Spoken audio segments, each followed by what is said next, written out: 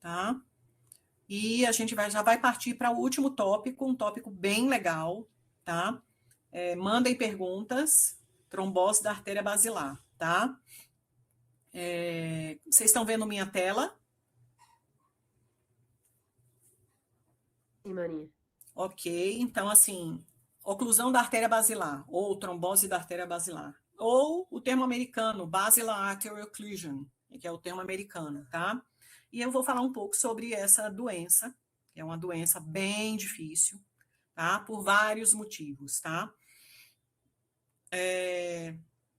Primeiro, pincelar a anatomia da artéria basilar, tá, gente? Então, assim, a artéria basilar, essa artéria super importante do sistema vértebro-basilar, ela é a junção das duas vertebrais, ascendem na região occipital, no pescoço, tá? Existe o componente intracraniano da artéria basilar, elas se juntam e formam esse grande tronco vascular, chamado artéria basilar, que corre na frente, na face ventral da ponte, na região da fossa posterior, e durante o seu trajeto, que é um trajeto curto, ela emite vários ramos importantes, ramos maiores e ramos mais curtos, chamados ramos perfurantes e circunferenciais pontinos, e ela termina ali na região superior, na cisterna mesencefálica anterior, se subdividindo em dois grandes ramos, que são as artérias cerebrais posteriores, tá?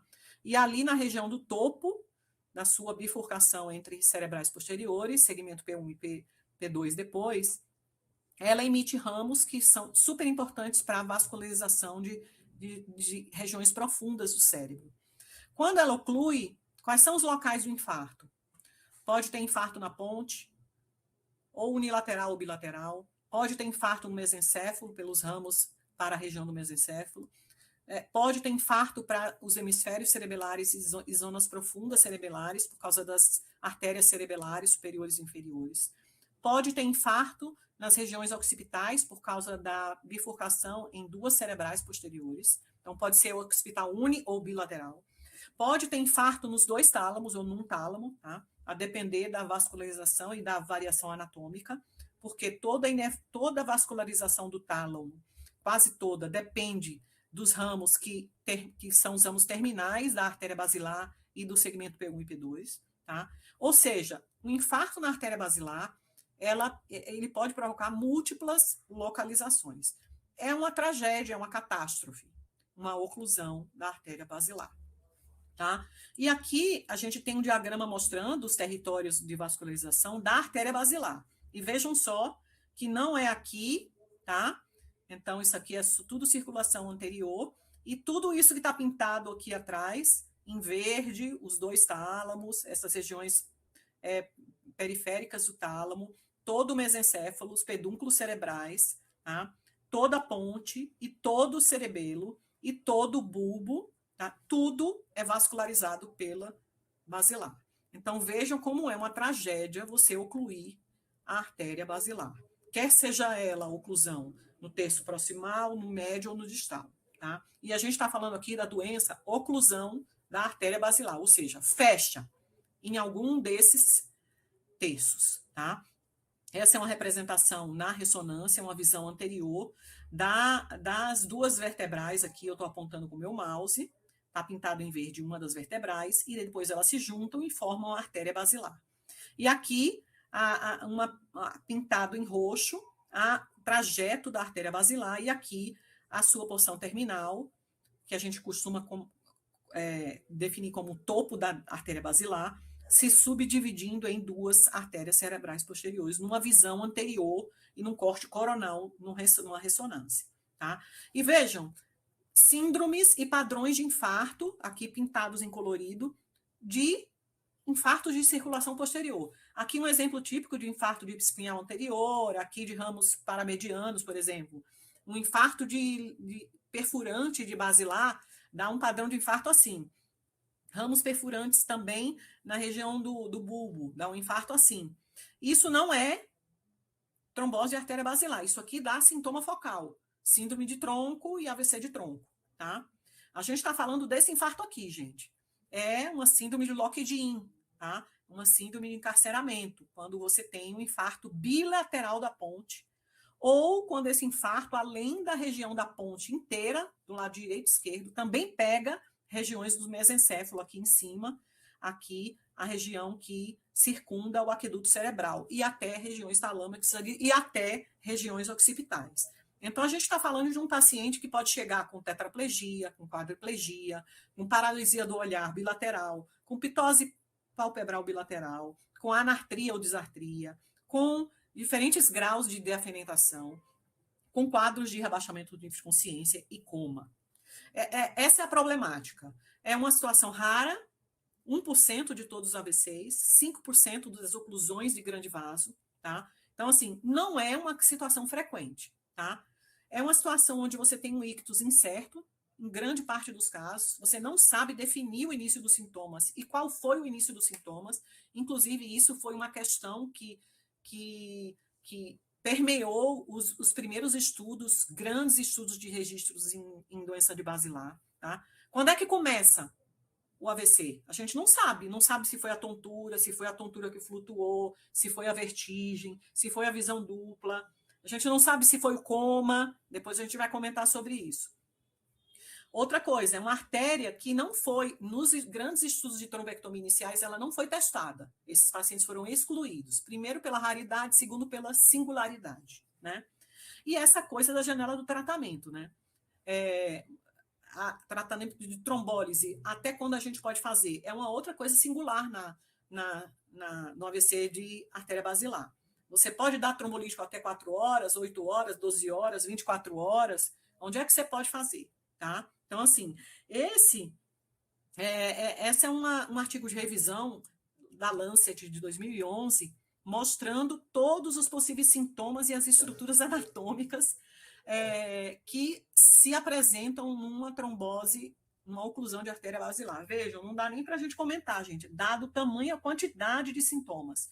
Então, rebaixamento, hemiparesia, quadriparesia, ataxia, todas a aula da semiologia de vertebral e basilar numa doença só, tá? São sintomas de POX, ou seja, de síndrome de circulação posterior, tá? Esses pacientes podem se apresentar com tontura, e esse termo aí, tontura sentinela, é um termo que não tem na literatura, viu, gente? É um termo meu, tá? Pode colocar aqui, referência Mara Amélia. Do mesmo jeito que tem cefaleia em sentinela, tem a tontura sentinela. A oclusão de artéria basilar pode dar isso. Vertigem, déficits motores, flutuações, não é infrequente você ver paciente flutuando, ele tem vertigem, ataxia, depois melhora, aí ele fica ali naqueles dias flutuando, tá? Alteração de motricidade ocular extrínseca, até movimento anormal tem, tá? Tremor, rigidez em membro superior, membro inferior, rigidez bilateral, fenômenos de transtorno de movimento simulando crise epiléptica, pode ser um mímico de oclusão de artéria basilar. Então, assim, não é fácil. Do ponto de vista semiológico, não é fácil. Então, tem vários problemas. É um grande stroke mimic, né? Tem vários mimics aí envolvidos. Doença vestibular periférica, cefaleia tipo migranosa, porque esses AVCs de circulação posterior dão dor, né? E aí vem um sintoma que parece uma enxaqueca. Dor de cabeça, náusea, vômito, tontura e vertigem, tá? Crise hipertensiva, graus variáveis de encefalopatia, alteração visual. Então, tem umas síndromes de basilar que dão embaçamento visual. Eu estou vendo luz estrelinha na minha visão. Pode ser um sintoma de oclusão de basilar, de topo de basilar. Minha visão está meio esquentando, parece que está ardendo. Pode ser topo de basilar. E o problema pior que eu acho, que são aqueles quadros de rebaixamento de consciência e coma, né? Tá? Que tem N causas dentro da medicina e dentro da neurologia, e pode ser uma oclusão de artéria basilar, tá? Então, para esses mímics, a gente tem como diferenciar, fazer uma tomo, fazer angiotomo, estudar o vaso, tá? Verificar a história clínica, verificar exame laboratorial, etc. Não vou entrar aqui nesse detalhe, tá? Um outro problema grande é esse sintoma que é estranho, ou que pode ser uma coisa que tem há anos e que piorou, né? Então, eu tenho labirintite, ou eu tenho vestibulopatia e tô pior. E aí passa batido no pronto-socorro e na emergência, não tem jeito, tá? O sintoma nem sempre é ictal, igual um AVC clássico de circulação anterior, por exemplo, ou de lacuna. Não é um sintoma ictal. Às vezes ele vem nesse flutuando progressivo, tá? E quem nunca aqui, como a gente costuma dizer, viu um paciente rebaixar na nossa frente, dentro da sala de emergência ou dentro do pronto-socorro da neurologia? Quem nunca? Levante aí a mão e atire a primeira pedra, quem nunca, tá? Sinal focal de POX, né? Nervo craniano, visão dupla. Então, assim, além disso, a escala do NIH, que é a escala que a gente usa na rotina, ela perde, ela não pontua nessas avaliações de circulação posterior, tá? E a clínica do coma, eu acho que é o definidor do quão difícil é esse diagnóstico na emergência, tá? Então, esse paciente admitido com coma deteriora rápido ou já vem deteriorado. Algumas vezes eles vêm entubados já, ou algumas vezes a gente vai fazer uma avaliação, interconsulta no hospital, ele já está entubado em ventilação mecânica na UTI, e depois de 3 dias te chamam para ver um atomo com a ponte hipodensa bilateral, tá? Então, assim, é um grande problema. E um outro grande problema é esse. Muitas vezes na admissão, esse paciente chega com um atomo simples com a neuroimagem normal, tá? Normal.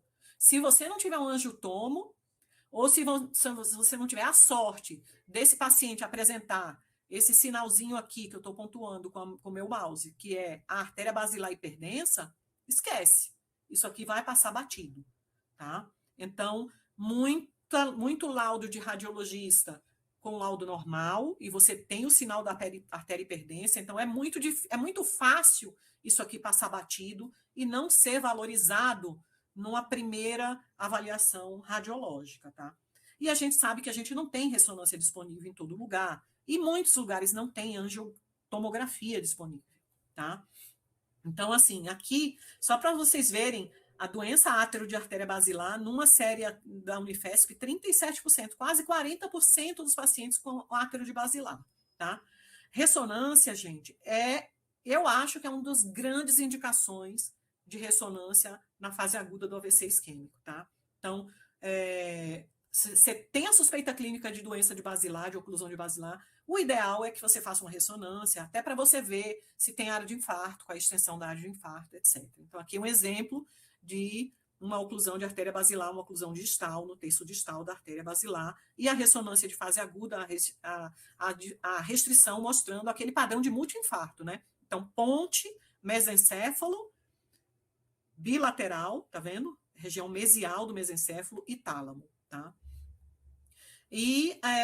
Mas a gente sabe que, na prática, o ideal mesmo é que a gente tenha, para todo paciente com AVC, na emergência, tomo de crânio simples e angiotomo de crânio, para a gente visualizar as possibilidades de imagem numa oclusão de artéria basilar, que é artéria hiperdensa, que não é em todos os casos, 20, 30% aparecem com essa artéria hiperdensa, tá? E na angiotomo você vai visualizar essa imagem aqui, que é um corte coronal, mostrando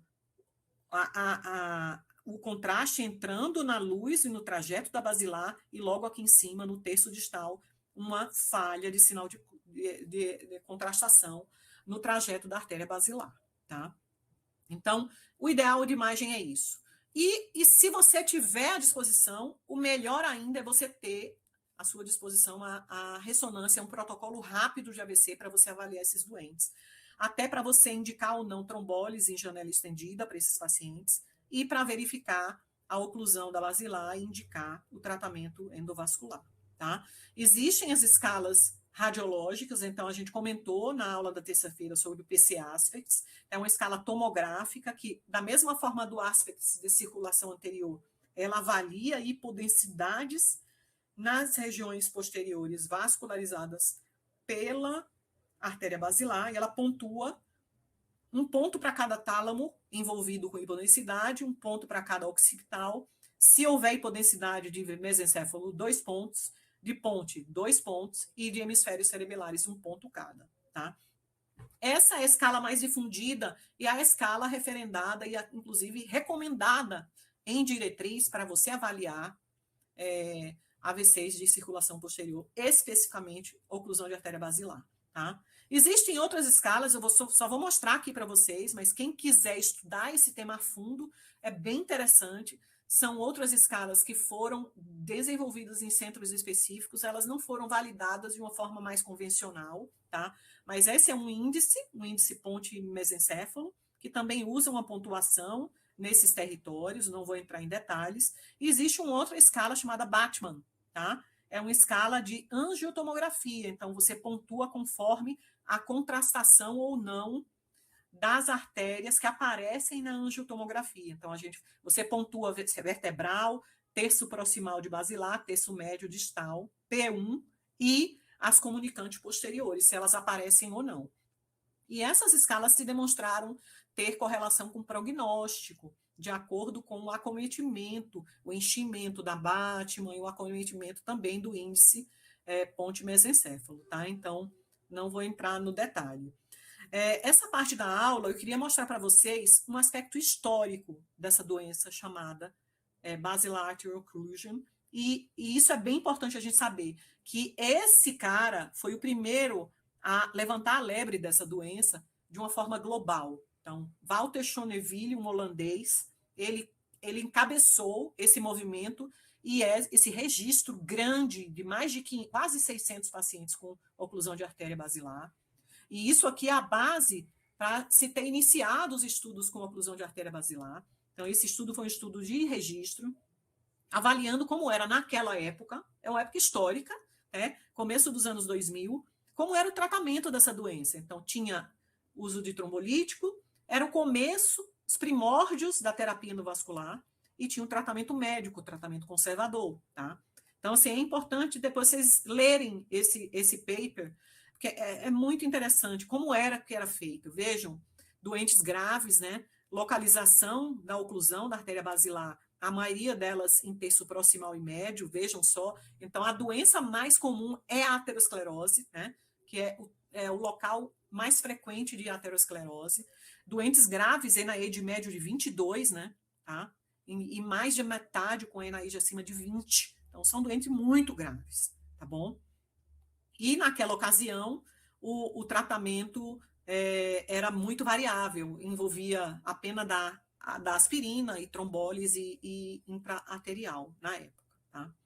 Então, assim, aqui é uma linha do tempo, tá? De vários estudos avaliando a oclusão da artéria basilar, e essa revisão é muito boa nisso, e mostrando a frequência de desfechos clínicos, de bom desfecho, de recanalização, de desfecho ruim, de morte. E vejam, é uma doença do mal, muito fatal. Tá? Aqui na época da terapia endovenosa, apenas com trombolítico, aqui na época de terapia intraarterial, vejam só, endovascular, na época de tratamento bridging, que se chamava, né? Na época que você fazia endovenoso, trombólise intraarterial, e aqui a época da trombectomia mecânica até esse ano de 2011, tá? Conduta na suspeita de oclusão de artéria basilar. Gente, esse slide, tá?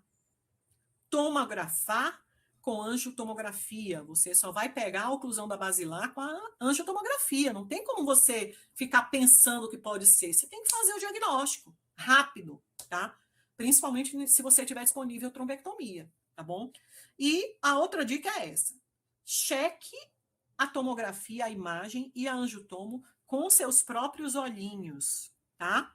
Porque, infelizmente, mesmo que a oclusão da artéria basilar salte aos nossos olhos, pode haver laudo com descrição normal, tá? Então, a primeira coisa, gente, é isso. A gente tem que pensar no diagnóstico.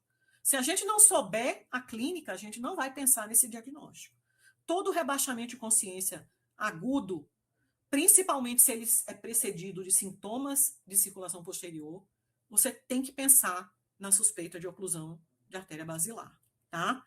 Você tem que estabilizar clinicamente esse paciente, fazer rapidamente uma neuroimagem com tomografia e angiotomografia, verificar a história clínica e tentar discernir se houve alguma hora de início dos sintomas, tá? Fazer o básico, fluido, hidratação, sala vermelha, tolerar, se você já tiver a imagem sem sangramento e com a suspeita clínica, tolerar níveis pressóricos elevados e levar esse doente para o tratamento, que é trombólise e trombectomia, tá?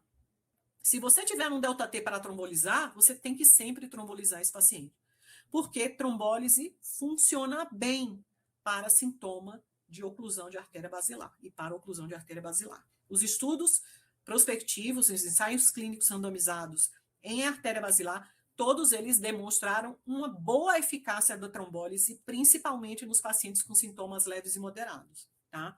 Inclusive, essa foi uma das causas possíveis dos estudos, os dois iniciais terem sido neutros, tá?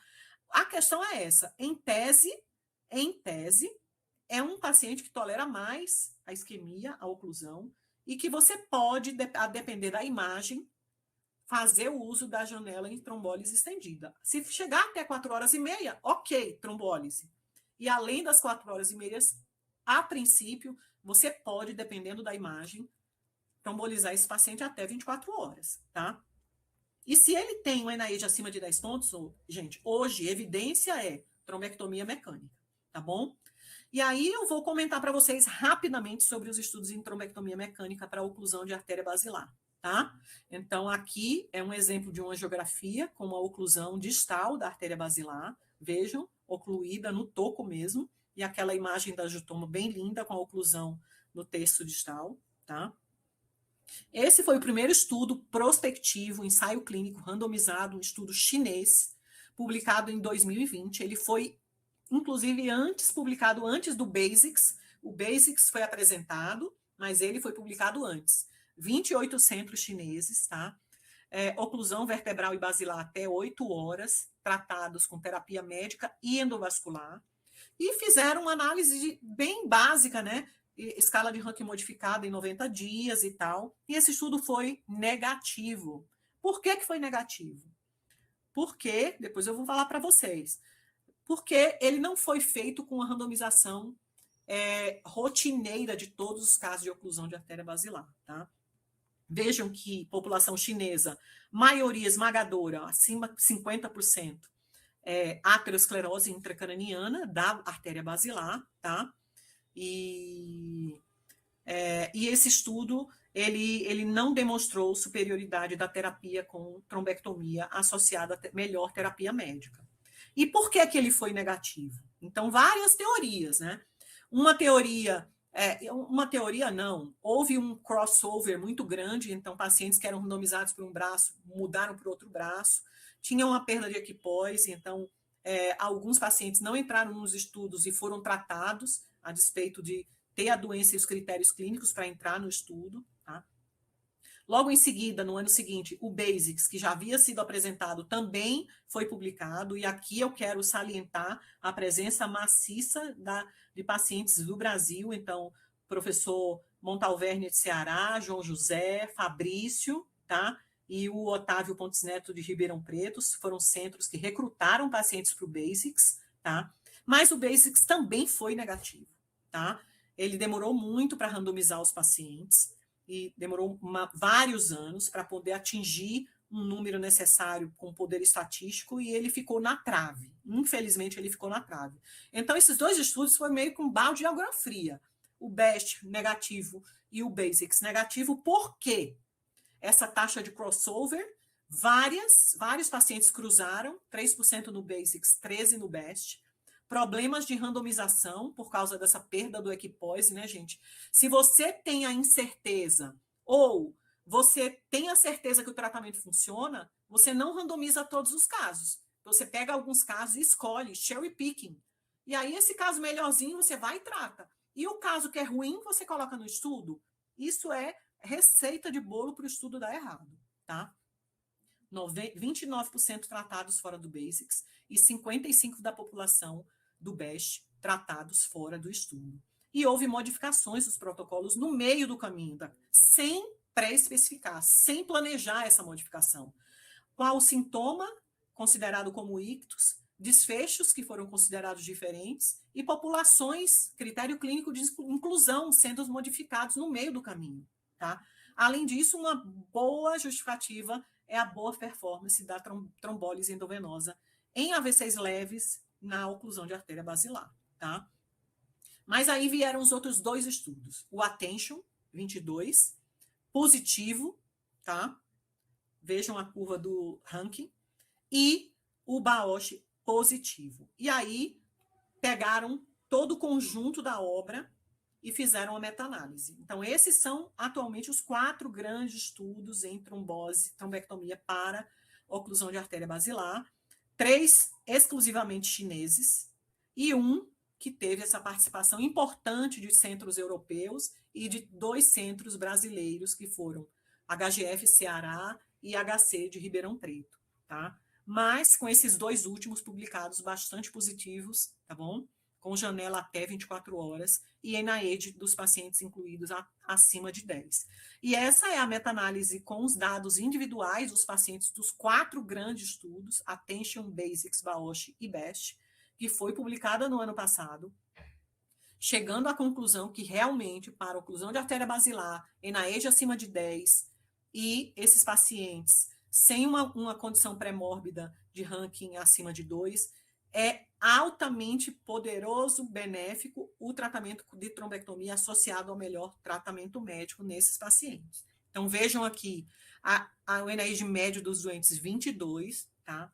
E uma boa parte deles com átrio de cano de artéria, quase 50% na análise conjunta, tá? Da meta-análise Veritas. Assim, com uma chance de quase 2,5 vezes de melhor desfecho se você faz o tratamento com trombectomia nesses pacientes. E vejam que, realmente, pacientes com ranking prévio acima de 2, não dá. Então, você não deve propor o tratamento para esses pacientes já com déficit. E os pacientes com NIH de 9 para baixo, realmente ficou na trave o benefício da terapia endovascular. Por isso que a recomendação de diretriz é NIH acima de 10, tá? Então, essa meta-análise mostrou melhor desfecho na análise de todos os pacientes, quase 1.000 pacientes, menor mortalidade, tá? Segurança desfavorável para o tratamento endovascular, mas se você colocar na balança a eficácia do tratamento, redução de mortalidade e o desfecho muito diferente na população estudada, esse efeito de hemorragia sintomática, ele se dilui no efeito de eficácia. Você tem que saber que é um tratamento que tem os seus riscos. E as incertezas dos ensaios iniciais, elas foram colocadas em xeque por causa da análise combinada, tá bom? Então, a mensagem final é isso. É uma doença devastadora, é um subtipo raro de AVC, tem uma clínica bastante heterogênea e muitas vezes difícil de você reconhecer, mas você tem que pensar no diagnóstico. Você deve aprender e instituir no seu serviço a escala PCI Aspects, tá? É primordial essa análise do estudo de vascular com angiotomografia, adicionada à tomografia simples. E se você tiver disponível no seu serviço, é uma excelente indicação de ressonância de fase aguda, principalmente nesses pacientes com janelas mais tardias ou com tempo de ictus incerto, para você definir a extensão da lesão isquêmica e propor algum tratamento para esse paciente. Na suspeita clínica, diagnóstico rápido e sempre que puder, trombolise esses pacientes, tá? E os ensaios clínicos vieram adicionar a evidência da recomendação da trombectomia. A trombectomia hoje é classe 1 para pacientes com NIH acima de 10 com oclusão de artéria basilar, tá? Nas primeiras 24 horas do ictus, tá? E aumenta a chance de bom desfecho em quase 2,5 vezes, tá bom? E eu queria só comentar sobre o TRACE, esse estudo que avaliou TNK até 24 horas em circulação posterior e em população que não tinha disponibilidade de trombectomia, que é a realidade de muitos centros nossos brasileiros públicos, tá? E a trombólise em circulação posterior, e aqui incluídos pacientes também com oclusão de basilar, tá?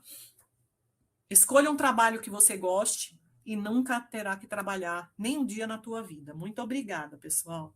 Perguntas. Raul. Fala, Raul. Tem perguntas boas ali para responder, ou tem comentários bons? Veja aí. Rob, basilar é isso, navegar entre mímics e camaleões. É isso aí, Rob.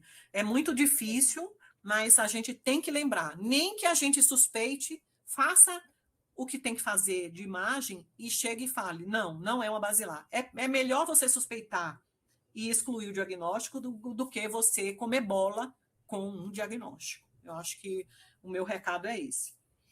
Aí, Ângelo Ponte pergunta, Raul, eu respondo, eu passo essa bola para você. É razoável considerar o rebaixamento como o ictus do AVC da basilar?